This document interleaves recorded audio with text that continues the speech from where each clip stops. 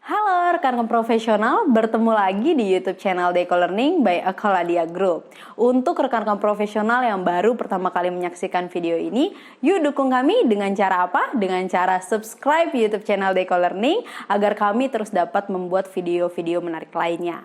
Selamat menyaksikan video ini ya. Halo rekan-rekan profesional, bertemu kembali di video Dynamic Talk by Deco Learning Akaladia Group.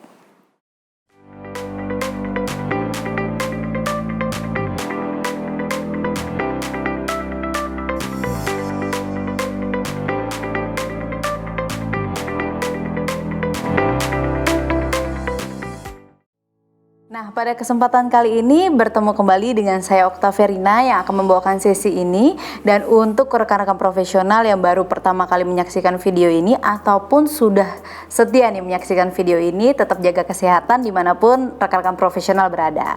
Nah, rekan-rekan profesional hari ini kita sudah ada dengan Bapak Boyke Paulus PMP. Nah, Bapak Boyke ini sebagai salah satu fasilitator dari Deco Learning, dan mungkin rekan-rekan profesional yang sudah familiar dengan Bapak Boyke karena sudah ada di video-video sebelumnya. Tapi kalau untuk yang baru pertama kali menyaksikan, yuk kita kenalan dulu dengan Bapak Boyke.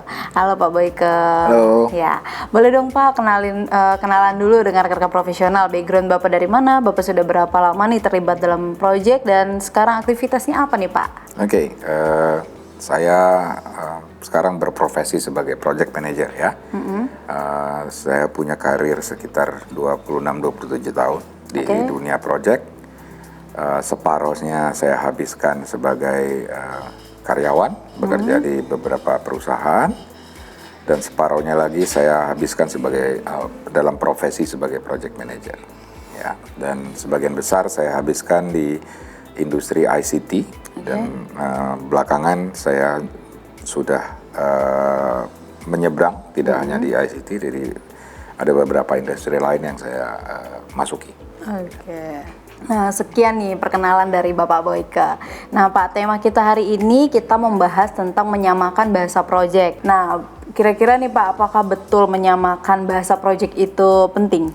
Sangat penting, ya, sangat penting karena dalam project itu kita harus mempunyai pemahaman yang sama tentang terminologi, bahasa dan sebagainya. Karena kan kita di dalam syarat suksesnya sebuah project itu adalah 3C ya, communication, coordination, dan collaboration.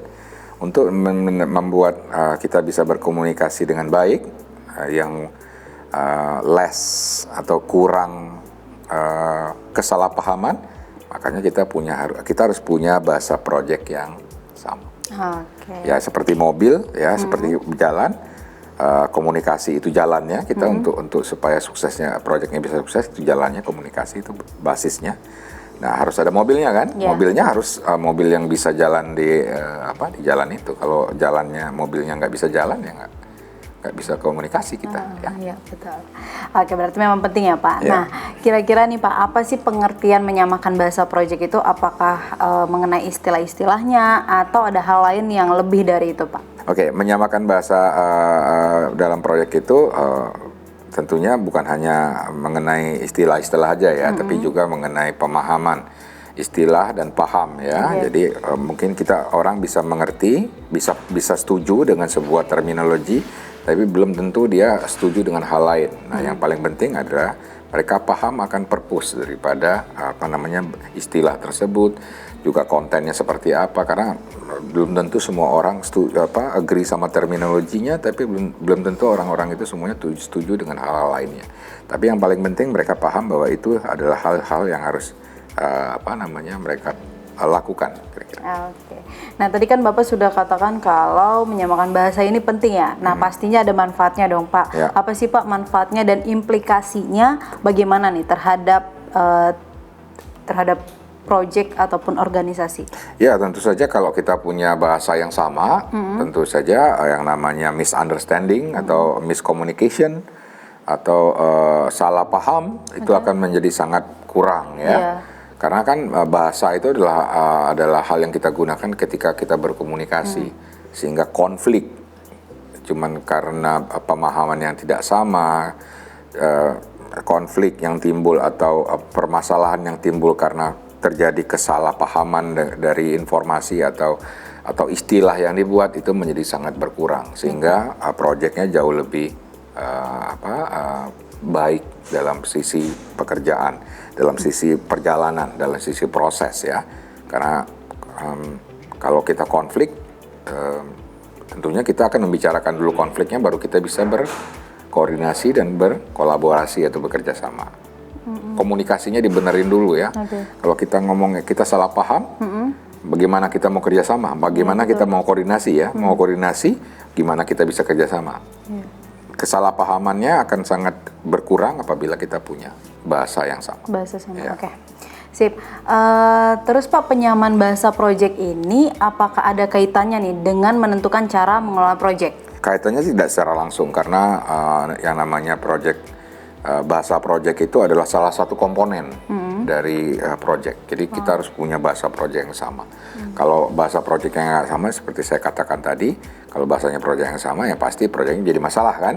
Ya tentu saja adalah komponen. Kalau nggak ada ini, ya proyeknya nggak jalan. Jadi tidak punya kaitan secara langsung terhadap pengelolaan proyek. Pengelolaannya tetap sama, tapi karena komponennya salah satunya adalah bahasa proyek. Bahasa proyek. Ya. Oke. Untuk rekan-rekan profesional, jangan lupa untuk di-subscribe, like, dan di-share video ini. Dan yang terakhir, jangan lupa diklik tombol lonceng notifikasinya agar terus dapat update-update video terbaru dari kami. Oke, kita mau lanjut lagi nih Pak ke pertanyaan selanjutnya. Nah, dari pengalaman Bapak nih yang sudah 27 tahun ya Pak, gimana sih cara yang bisa dilakukan dan diterapkan dalam hal menyamakan bahasa proyek ini Pak? Oke.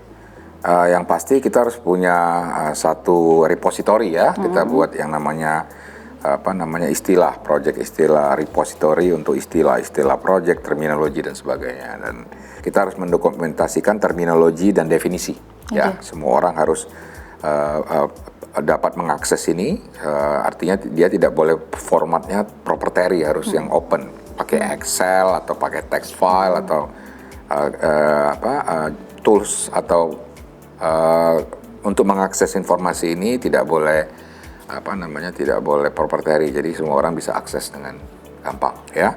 Kemudian kita juga tujuannya kita membuat ini, kita memfasilitasi apabila ada beberapa tim, ada beberapa bagian dari proyek tersebut, dan ini bisa berkomunikasi menggunakan satu repository ini ya. Kemudian setiap terminologi itu harus dipublish sehingga semua orang paham ya, paham terhadap sebuah terminologi yang baru.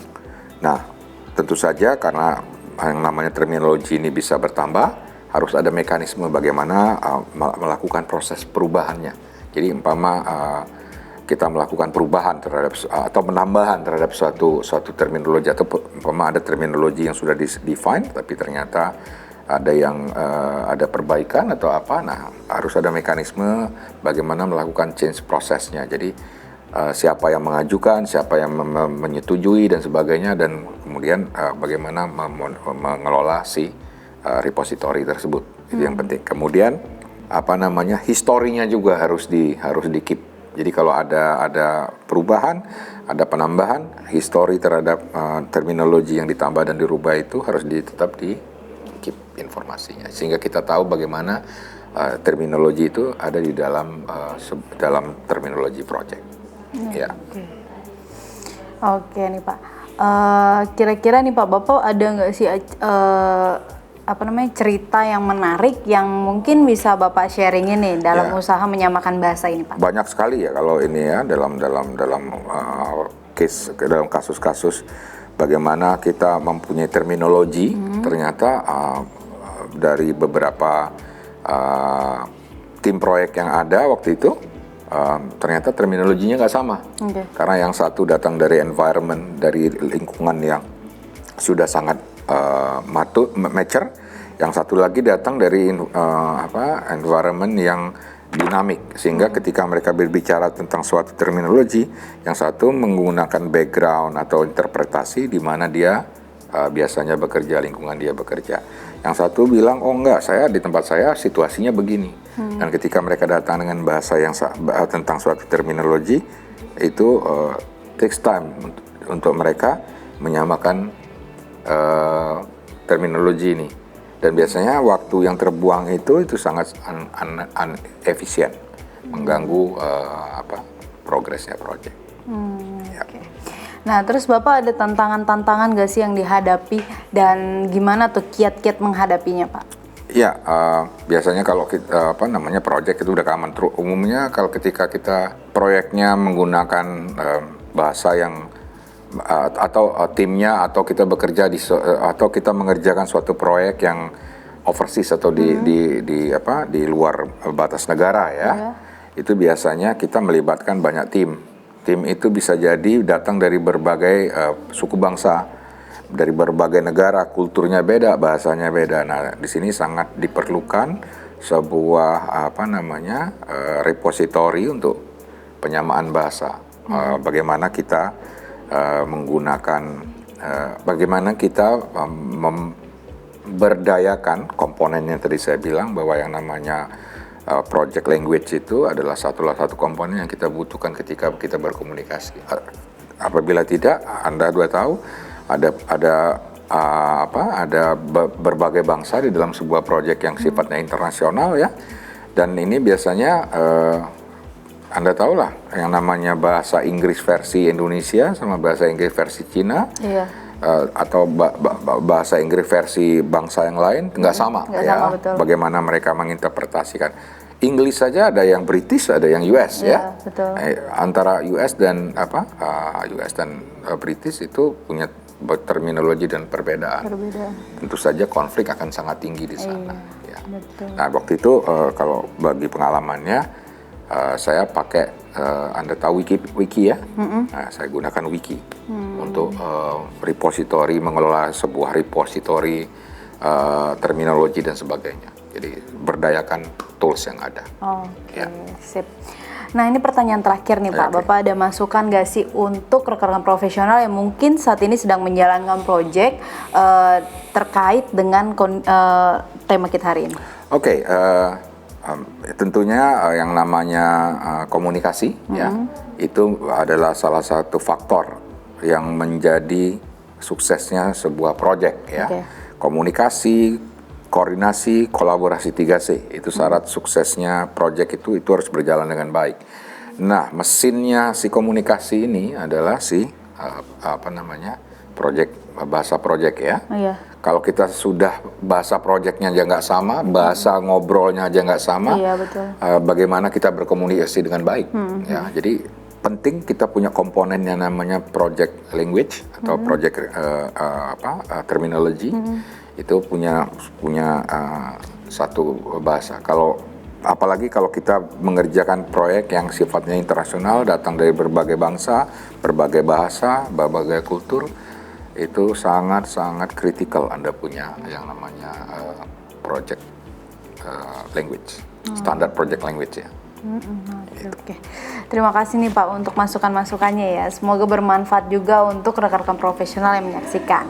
Ya, Bapak Boyka terima kasih banyak untuk tema hari ini, sudah mau sharing-sharing juga dari pengalaman Bapak, dan semoga kita ada kesempatan untuk sharing-sharing lagi ya Pak ya. Baik. Dengan tema yang lainnya. Oke, rekan-rekan profesional, terima kasih telah setia menyaksikan video Dynamic Talk hari ini.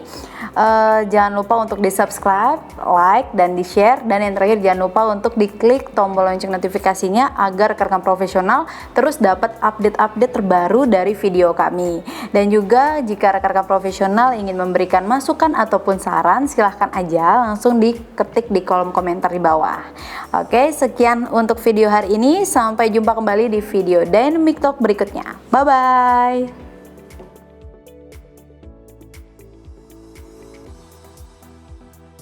Halo rekan-rekan profesional, jika Anda menyukai video ini, yuk dukung kami dengan cara subscribe, like, and share video ini. Nah, untuk rekan-rekan profesional juga yang ingin memberikan masukan ataupun saran, langsung saja tulis di kolom komentar di bawah ini. Semoga video ini bermanfaat ya untuk rekan-rekan profesional. Sampai jumpa kembali di video Dynamic Talk berikutnya.